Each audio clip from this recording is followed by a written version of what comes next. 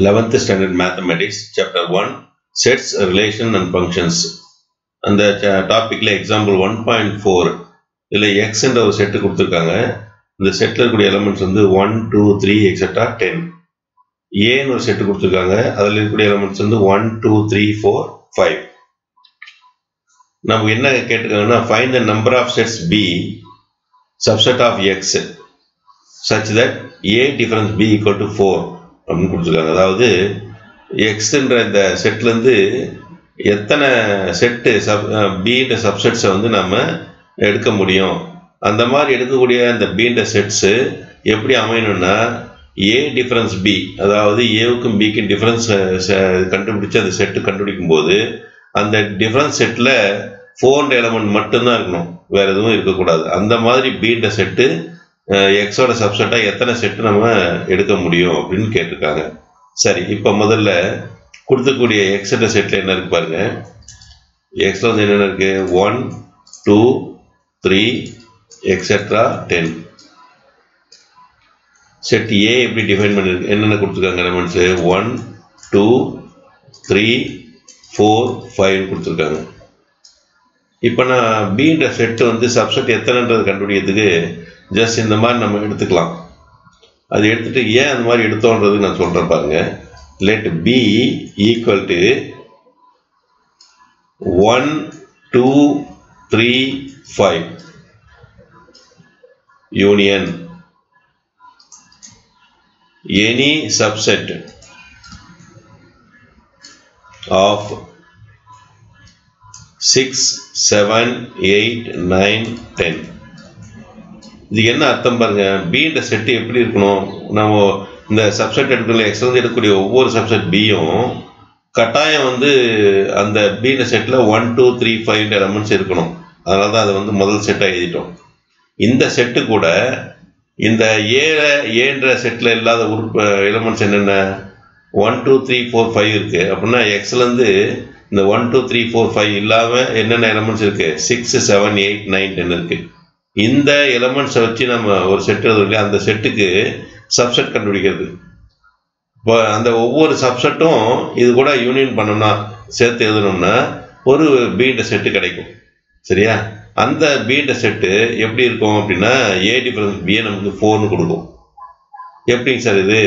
ஏன் 1 2 3 5 வந்து கட்டாயம் எடுக்கணும்னு சொல்றீங்க? அது இல்லாமல் சப்செட் தானே சொல்றாங்க. எனி சப்செட்னு சொல்லும்போது இந்த இங்கே என்ன சொல்லியிருக்காங்க, நம்பர் ஆஃப் செட்ஸ் பின்னு தான் சொல்லியிருக்காங்களே தவிர அதில் 1 2 3 5 வந்தே ஆகணும்னு எங்கேயுமே கண்டிஷன் சொல்லலையே அப்படின்னு கேட்கலாம் இல்லையா? சரி, அதுக்கு ஒரு சின்ன எக்ஸாம்பிள் இங்கே பாருங்க.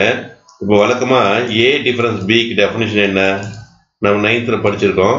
ஏ difference B equal to set of X such that X belongs to A but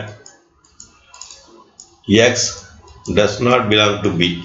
இதான் வந்து ஏ டிஃபரன்ஸ் பிக்கான டெஃபினிஷன் 9th ஸ்டாண்டர்டில் கொடுத்துருக்குறாங்க. நம்ம 9th அப்புறம் இப்போ 11th தான் படிக்கிறோம். ஏ டிஃபரன்ஸ் பி அப்படின்றதுக்கு செட் எப்படி இருக்குன்றாங்க, அந்த எலமெண்ட் வந்து இந்த ஏ டிஃபரன்ஸ் பி, இந்த இது மைனஸ் இல்லை டிஃபரன்ஸ் தான் கொடுத்துருக்காங்க புக்கில். ஏ டிஃபரன்ஸ் பி அப்படின்ற இந்த செட்டில் இருக்கக்கூடிய எலமெண்ட்ஸ்லாம் எப்படி இருக்கணும்னா ஏவில் இருக்கணும், ஆனால் பியில் இருக்கக்கூடாது. X belongs to A but X does not belong to B. ஏவில் இருக்க எலமெண்ட்டை மட்டும்தான் இதில் எழுதணும். ஒருவேளை அந்த எலமெண்ட் ஏவிலையும் பியிலும் வந்து அதை எழுதக்கூடாது. அதான் meaning. X belongs A, X என்பது ஏயில் இருக்கணும் but X does not belong to B, ஆனால் எக்ஸ் வந்து பியில் இருக்கக்கூடாது. அப்படி இருக்கக்கூடிய எலமெண்ட்ஸ் மட்டும் தான் இங்கே வரணும்னு சொல்கிறாங்க. இப்போ நான் வந்து நீங்கள் நான் சொன்ன மாதிரி சார் அந்த 1 2 3 5 இல்லாத ஒரு செட்டு சப்செட் தானே சார் எடுக்கணும், எடுத்துக்கலாம். ஸோ பி ஈக்குவல் டு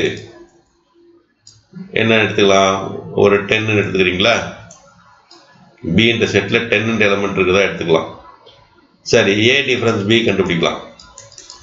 என்ன ஏ 1 2 3 4 5 தான் ஏ செட்டு. டிஃபரன்ஸ் பி செட்டில் வந்து 10 இருக்கு. ஏ டிஃபரன்ஸ் பின்னா என்ன டெஃபினிஷன் என்ன சொல்லுது? அந்த இந்த செட்டில் ஏ டிஃபரன்ஸ் பின்ற செட்டில் எதை மட்டும் எழுதணும்? ஏவில் இருக்க எலமெண்ட் எழுதணும்.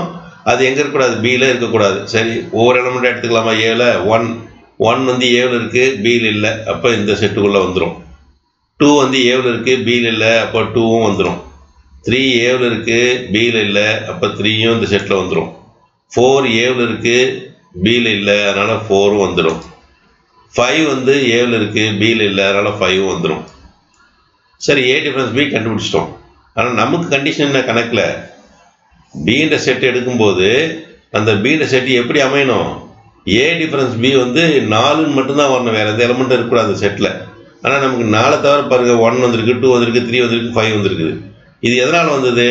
ஒருவேளை இந்த 1, 2, 3, 5 எல்லாம் பியில் இருந்திருந்தா, இந்த செட்டில் இங்கே இருந்திருந்தா நம்ம என்ன பண்ணியிருப்போம்? 1 இங்கே இருக்குது, இங்கேயும் இருக்குது, அதனால் வேணான்னு விட்டுருப்போம். 2 வந்து ஏவில் இருக்குது பியில் இருக்குது, வேணான்னு விட்டுருப்போம். 3 வந்து ஏவில் இருக்குது பியில் இருக்குது, வேணான்னு விட்டுருப்போம். 5 வந்து ஏவில் இருக்குது பியில் இருக்குது, வேணான்னு விட்டுருப்போம். இந்த 4 மட்டும் வந்திருக்கும். ஸோ அப்போ நமக்கு இந்த மாதிரி ஏ டிஃபரன்ஸ் பியோட ஆன்சர் கிடைச்சதுக்கு என்ன காரணம்னா, நம்ம அந்த எடுத்துக்கிட்ட அந்த பின்ற செட்டில் 1, 2, 3, 5 எலமெண்ட் இல்லாமல் எடுத்துக்கிட்டு தான் காரணம். சரியா? சரி, இப்போ இன்னொரு எக்ஸாம்பிள் கூட பாருங்களேன். பி ஈக்குவல் டு, இப்போ என்ன பண்ணால் இந்த 1, 2, 3, 5 நான் சேர்த்துக்கிறேன், அதோட ஒரு எலமெண்ட்டை சேர்த்துக்கலாம், 6ன்னு எடுத்துக்கலாமா? இந்த 6 வந்து எதில் இல்லாத, ஏவில் இல்லாத எலமெண்ட்டு. இப்போ இதுவும் வந்து எதோட சப்செட் தான்? எக்ஸோட சப்செட் தான். சரி, அப்படின்னா ஏ டிஃபரன்ஸ் பி கண்டுபிடிக்கிறதுக்கு A difference B equal to A வந்து என்ன? 1, 2, 3, 4, 5. சரியா? பின்ற செட்டில் இருக்க எலமெண்ட்ஸ் என்னென்ன? 1, 2, 3, 5, 6. பார்த்துக்கோங்க நல்லா. இந்த ஃபர்ஸ்ட் செட்டில் நான் வந்து எது எடுத்துக்கல, 1, 2, 3, 5 எலமெண்ட் இல்லாமல் எடுத்தேன்.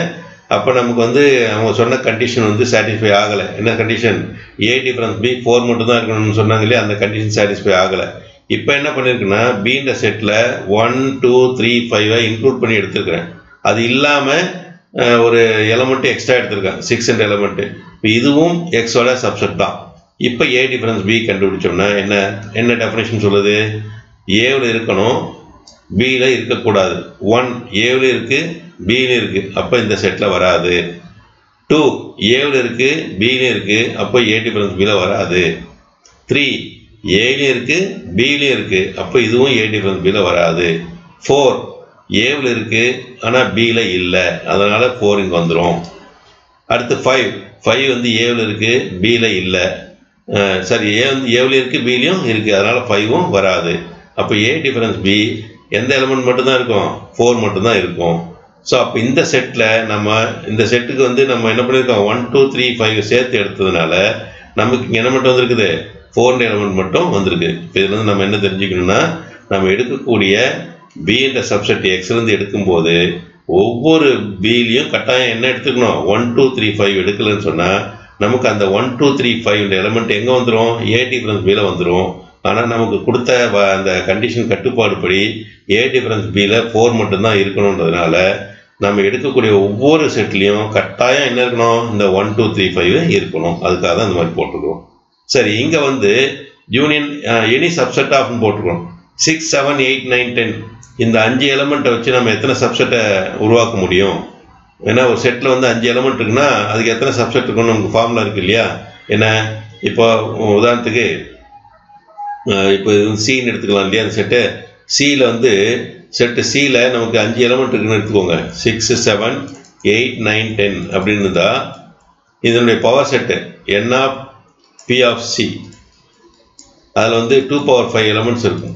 ஏன்னா n of c வந்து 5, n of p of c வந்து 2 power 5, 32 எலமெண்ட்ஸ் வரும்.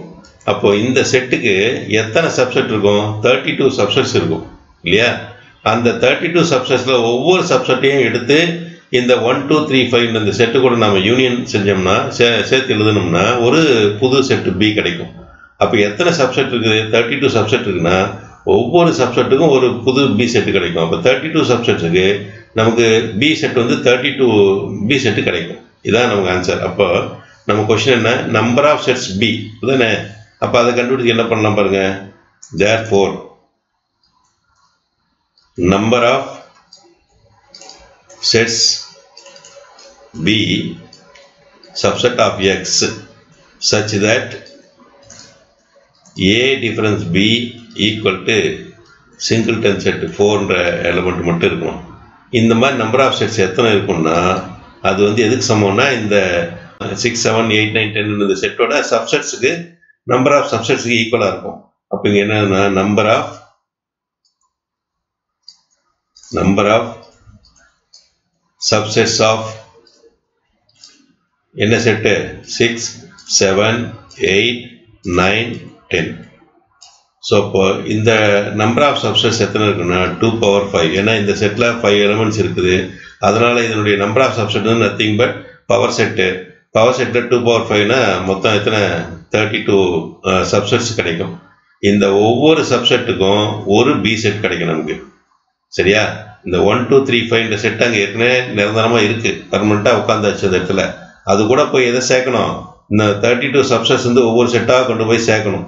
ஒவ்வொரு செட்டை சேர்க்கும் போதும் ஒரு பி செட் கிடைக்கும், ஒவ்வொரு செட்டை சேர்க்கும் போது ஒரு பி செட் கிடைக்கும். அந்த மாதிரி 32 சப்செட்ஸையும் சேர்க்கும் போது நமக்கு 32 பி செட்ஸ் கிடைக்கும். அப்போ டோட்டல் நமக்கு ரெக்வயர்ட் நம்பர் ஆஃப் செட்ஸ் என்னது 32.